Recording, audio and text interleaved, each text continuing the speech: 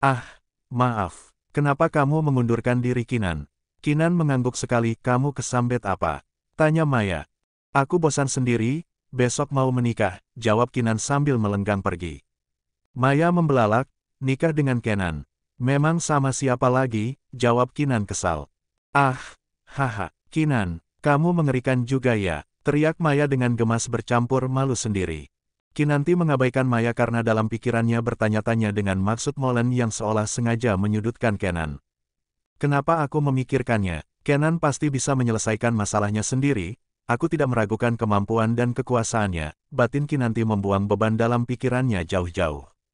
Kinanti menutup mulut Maya yang terus saja meracau sehingga telinganya mulai terasa panas. Kinan mengangkat panggilan Kevin. Halo Vin, sapa Kinan dengan serius. Kak, apa abang Kenan ada di samping kakak? Tanya Kevin. Kinan melihat ke sebelahnya hanya ada Maya, tidak ada kecuali teman perempuan cerewet. Kenapa?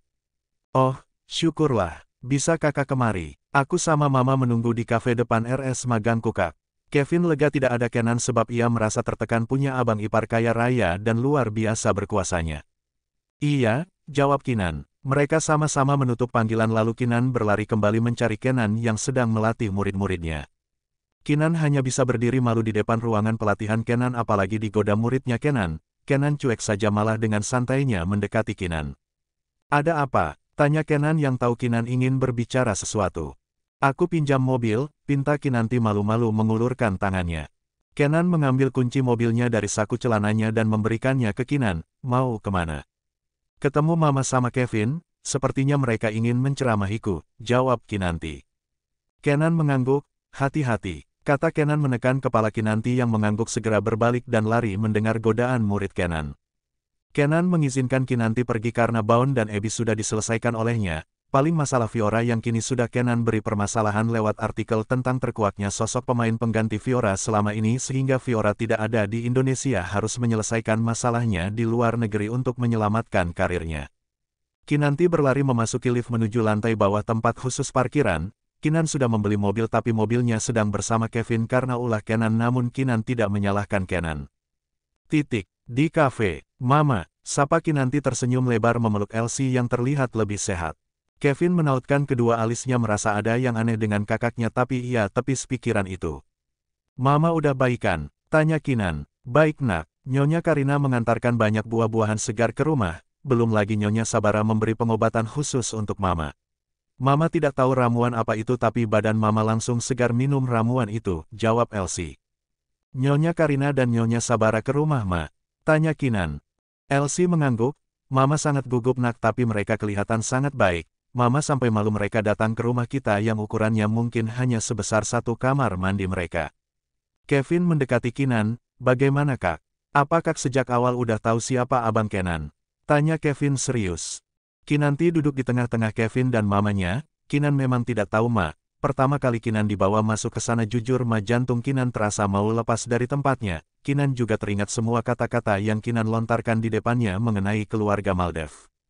Elsie mengangguk mendengarkan. Nak, keluarga mereka tidak bersalah memang nasib Mama saja yang malang. Mama bicara apa sih? Apa kami ini kemalangan bagi Mama? Tanya Kevin dengan kesal. Tidak nak, kalian adalah pelita dalam keterpurukan Mama, jawab Elsie. Kinan memegang tangan Elsie. Ma, aku tidak punya apapun untuk membuat Mama bahagia tapi aku sangat bahagia melihat cara Kenan memperlakukan Mama padahal dia sangat berkuasa mau menyentuh kaki Mama. Dia mengatakan kalau Mama pantas dihormati karena telah melahirkan aku ke dunia ini. Kevin semakin yakin kakaknya sakit, kakak salah makan ya. Kevin memegang kening Kinanti. Sebenarnya sejak awal datangnya Kinan tadi memang sudah aneh menurut Kevin. Kinan menepis tangan Kevin, kakakmu ini belajar dari calon suami. Dia mengajarkan kakak arti tahu cara menghormati ibu harus rela menjatuhkan harga diri untuknya, omel Kinan ke Kevin. Kevin mencebikkan bibirnya, mentang-mentang punya suami keren. Memang, kamu jatuh cinta sama calon suamiku ya. Kalau ia tolong buang jauh-jauh perasaanmu itu, dia sangat normal, kakakmu ini memperingatimu supaya tidak tersakiti di kemudian hari, ceramah Kinanti. Kevin mendengus malah Elsie yang terhibur dengan candaan kedua anaknya itu. Elsie mengelus kepala Kinanti. Mama senang nak, dia memang punya pengaruh yang baik padamu. Pertama kali dia datang ke rumah, Mama langsung menyukainya tanpa tahu identitasnya. pantas saja dia begitu santun ternyata dari keluarga yang sangat baik. Elsie. Kinanti tersenyum manis ke Elsie, maafkan Kinan Ma. Iya nak, Mama sudah memaafkanmu, Mama juga minta maaf ya. Perjuanganmu ini begitu menakjubkan, Mama bangga padamu dan memiliki calon suami sehebat Nak Kenan jangan membuatmu merasa rendah ya. Pasti Nak Kenan bukan orang bodoh yang tidak tahu betapa luar biasanya putri Mama yang satu ini, kata Elsie dengan tulus. Ini pasti berkat doa Mama, kata Kevin dengan senyuman lebarnya. Kinanti memeluk Elsie dengan gemas, mulai sekarang kalian akan terus bahagia. Kenan berjanji akan memperlakukan kalian seperti keluarganya sendiri dan Kinan percaya sama janjinya pria berkuasa yang satu itu. Elsie tertawa dan Kevin terkikik saja, mereka berada di kafe bertiga berbincang akrab untuk pertama kalinya. Vika sedang bersama dengan wanita parubaya ada di depan kafe. Kevin melihat wanita parubaya itu sontak saja bangkit dan menutup tirai kaca jendela di depannya supaya tidak melihat ke arah Elsie ataupun Kinan. Kenapa Vin? Tanya Kinan ke Kevin dengan heran. Kevin memutar kepalanya ke arah Kinan dan Elsie yang memandangnya pun tertawa canggung. Tidak apa-apa, Ma.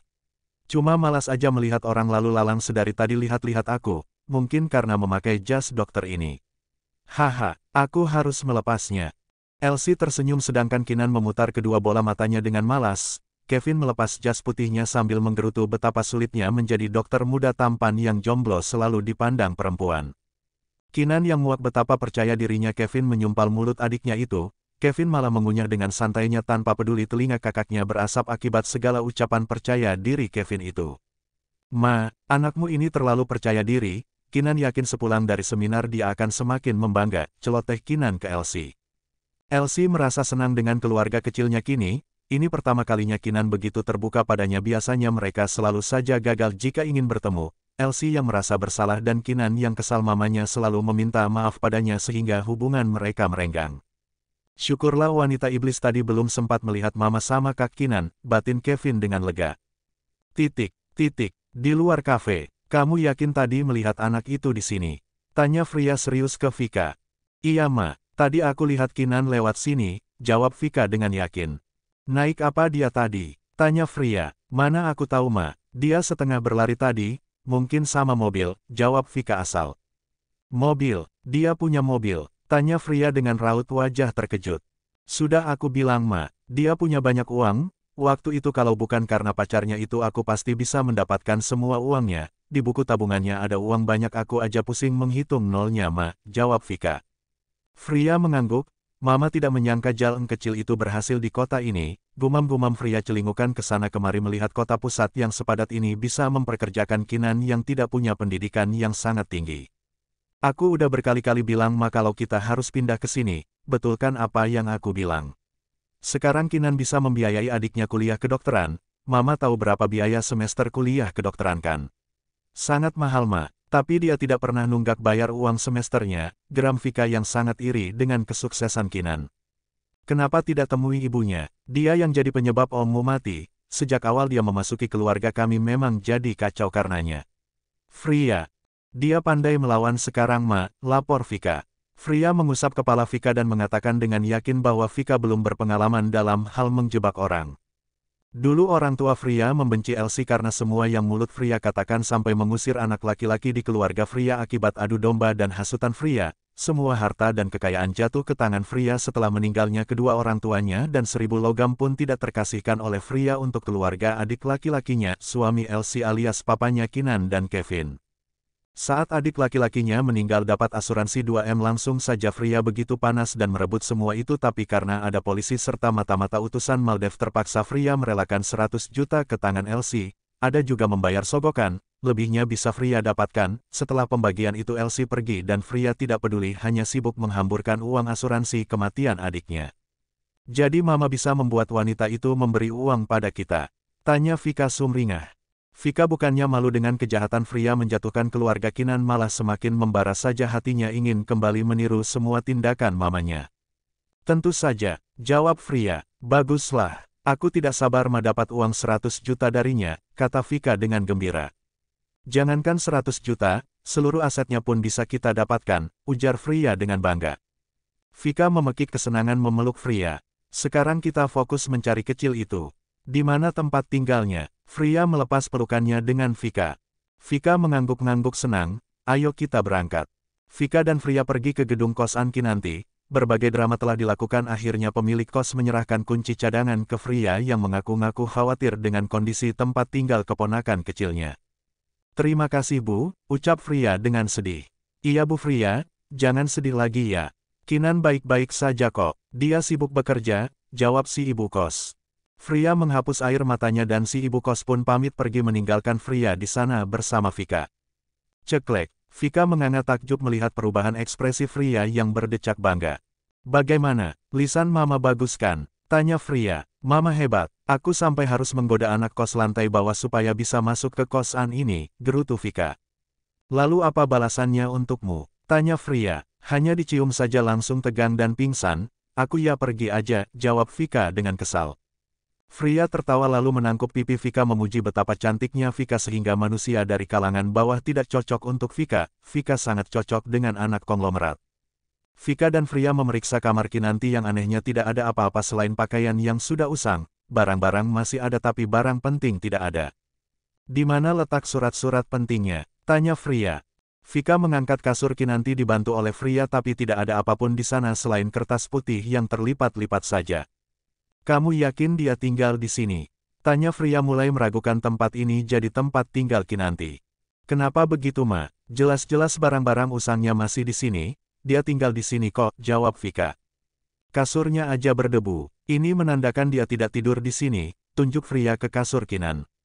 Vika memegang kasur Kinan pun mengerutkan keningnya dengan bingung, kok bisa? Apa dia tidur di tempat kerjanya ya? Tempat tinggal ibunya di mana? Apa kamu tidak tahu? Tanya Fria. Vika dan Fria malah bertengkar gara-gara Kinan tidak meninggalkan jejak apapun yang berharga di tempat itu. Di tempat lain. Kinanti kaget melihat jam tangannya sudah malam. Apa jamnya rusak? Gumam Kinanti melihat jam lagi di ponselnya, ternyata memang sudah malam. Kinanti melihat banyak panggilan tidak terjawab dari Kenan membuat Kinan merasa bersalah saja pada Kenan. Kevin, kamu tahu ini sudah malam, tapi tidak memberitahu kakak. Tanya Kinanti dengan kesal ke Kevin. Kevin menggeleng, aku juga lupa waktu kak, jawab Kevin menggaruk kepalanya sendiri. Elsie pun izin pulang namun Kevin dan Kinanti tidak terima mama mereka pulang sendiri, berdasarkan kesepakatan Kinan lah yang mengantar Elsie pulang. Setibanya di rumah Elsie, itu siapa nak? Itu nak Kenan kan? Tunjuk Elsie. Kinanti beralih ke arah tunjuk Elsie, ternyata memang Kenan. Kinanti buru-buru keluar berlari ke arah Kenan. Kenapa tidak diangkat? Tanya Kenan dengan serius.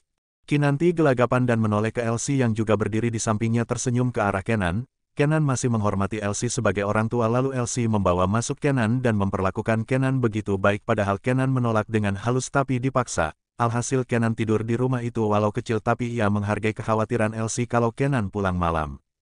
Nak, terima kasih atas ajaranmu ke Kinan nak, mama senang dia mau mendengarkanmu, ucap Elsie ke Kenan. Kenan menatap ke arah Kinan yang tersenyum kikuk, hilang sudah amarah Kenan yang khawatir Kinanti tak kunjung mengangkat panggilannya tapi tidak mau juga mengganggu Kinan dengan melacak keberadaan Kinan jadi sengaja menunggu Kinan di rumah Elsie. Tidak masalah Ma, dia memang patuh, jawab Kenan menyunggingkan senyumnya. Kinanti diam-diam merasa senang melihat Kenan tidak seperti sebelumnya, aneh kalau Kenan marah tidak membentak, mengomel atau main tangan tapi malah diam namun berhasil membuat Kinanti kalang kabut tidak bisa didiamkan oleh Kenan. Kinan mengantarkan selimut ke kamar Kenan tidur malam ini. Ken, panggil Kinanti. Lain kali kabari aku dimanapun kamu berada, bisik Kenan dengan suara berat. Kinanti mengangguk patuh, maaf. Jangan diam lagi, cicit Kinan. Kenan memeluk Kinanti dan menarik nafas dalam-dalam. Aku tidak mengerti perasaanku sendiri Kinan, aku sangat mencemaskanmu. Kinan tersenyum di pelukan Kenan, kamu sangat baik Ken. Kinan tidak peduli Kenan sadar dengan perasaan Kenan sendiri atau tidak, menurutnya Kenan adalah pria yang kaku dan sulit mengekspresikan dirinya lewat kata-kata tapi lewat tindakan saja, jadi menurut Kinan tindakan Kenan saat ini adalah cinta.